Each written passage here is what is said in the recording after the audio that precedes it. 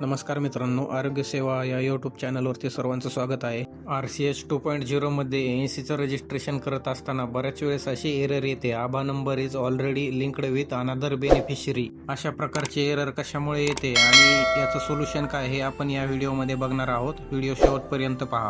सुरुवातीला एका ANCचं रजिस्ट्रेशन करून ती एरर कशी येते आणि कशामुळे येते ते पाहू. मी झटपट एका ANCचं रजिस्टर विथ डेमोग्राफिक्स ऑप्शनने रजिस्ट्रेशन करतो. रजिस्ट्रेशन प्रोसेस तुम्हाला माहीतच आहे. ज्यांना माहीत नसेल त्यांनी आपल्या चॅनलवरचे दुसरे व्हिडिओ बघावे. या ठिकाणी त्या महिलेचा आधार नंबर टाकून झालेला आहे. यापुढे आपण त्या महिलेचं नाव टाकत आहोत. त्यानंतर आधारला लिंक असलेला मोबाईल नंबर आणि आधारवरची जन्मतारीख या सर्व गोष्टी आपण डेमोग्राफिकने रजिस्ट्रेशन करत असताना भरतो.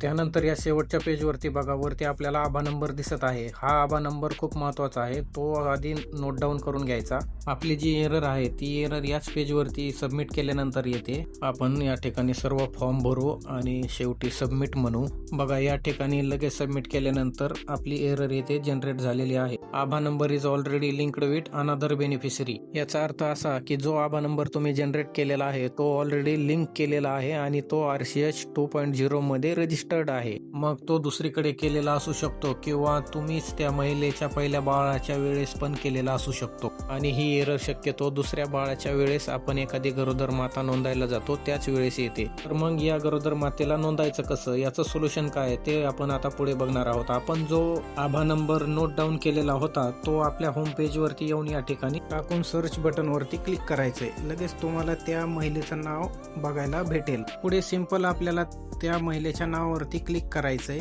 नावावरती क्लिक केलं की लगेच तुम्हाला त्या महिलेची माहिती त्या ठिकाणी बघायला मिळेल. आपण जो आभा नंबर टाकलेला होता त्याच महिलेची माहिती आहे का ते आधी तपासून घ्यायचं. नंतर तुम्हाला डाव्या बाजूला ANC सर्व्हिसेस ह्या ऑप्शन वरती जायचं आहे. त्यानंतर या ठिकाणी बघा, तिच्या पहिल्या खेपेच्या सर्व भेटी आणि डिलिव्हरीची पण भेट कम्प्लिटेड असं दिसत आहे. म्हणजे त्या महिलेचा पहिल्या खेपेच्या वेळेस आभा नंबर लिंक केलेला होता म्हणून ती एरर आपल्याला दिसत होती. याच ठिकाणी उजव्या बाजूला ऍड प्रेग्नन्सी मध्ये जाऊन पॉझिटिव्ह वरती क्लिक करून सबमिट करायचं. नंतर पुढे डेट ऑफ रजिस्ट्रेशन भरून त्या महिलेची LMP या ठिकाणी भरून घ्यायची आणि तुमचं हेल्थ प्रोव्हायडरचं नाव भरून आशाचं नाव देखील भरायचं आणि शेवटी सबमिट म्हणायचं. सबमिट केलं की लगेच तुमचा डेटा या ठिकाणी सक्सेसफुली सेव्ह होईल आणि त्या महिलेची दुसरी खेप या ठिकाणी दिसेल. बघा, वरती या ठिकाणी प्रेग्नन्सी रजिस्ट्रेशन कम्प्लिटेड असं आपल्याला दिसतंय. पुढे आपण उजव्या बाजूला ऍड सर्व्हिसेस मध्ये जाऊन त्या ANCच्या आपण भेटी भरू शकतो. त्या ठिकाणी आधी पहिल्या 1 नंबरच्या ऑप्शन मध्ये जाऊन आपण पुढे त्या ठिकाणी ती ANC ज्या आशाच्या भागात असेल त्या आशाचं नाव सिलेक्ट करून तुमची ANC व्हिजिटची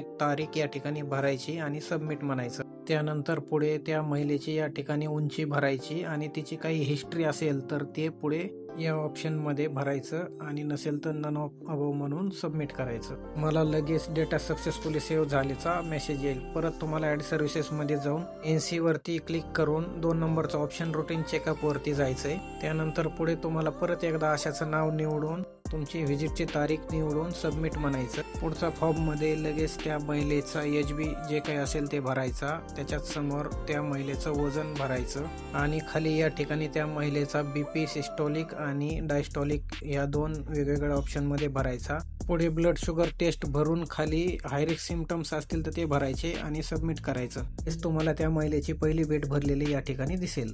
तर या प्रकारे आपल्याला आभा number already registered with another beneficiary अशी एरर येत असेल तर त्या महिलेचं रजिस्ट्रेशन आपल्याला करता येते. आणि पुढे आपल्याला दुसऱ्या खेपेसाठी एखाद्या ANCचं जर रजिस्ट्रेशन करायचं असेल तर याच प्रकारे करावं लागणार आहे. तर भेटूया पुढच्या व्हिडिओमध्ये. व्हिडिओ आवडल्यास लाईक करा, चॅनलला सबस्क्राईब करा आणि इतरांना देखील शेअर करा. धन्यवाद.